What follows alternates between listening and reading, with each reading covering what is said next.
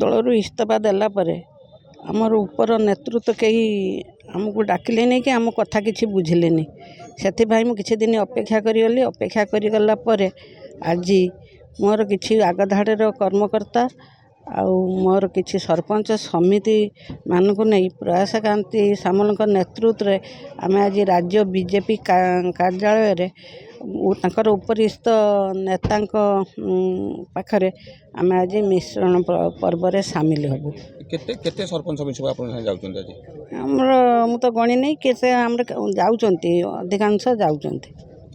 ଆପଣ ଭାବୁଛନ୍ତି ଏବେ ଆପଣ ଲୋକଙ୍କ କାମ କରିପାରିବେ ବା ବାଧା ସୃଷ୍ଟି ହେଉଥିଲା ଆପଣ ଥିଲେ ବୋଲି ବର୍ତ୍ତମାନ ସୁଦ୍ଧା ଆପଣ ଠିକ୍ ଠାକ୍ କାମ କରିପାରିବେ? ମୁଁ ଭାବୁଛି ମୁଁ ଠିକ୍ ଠାକ୍ କାମ କରିପାରିବି।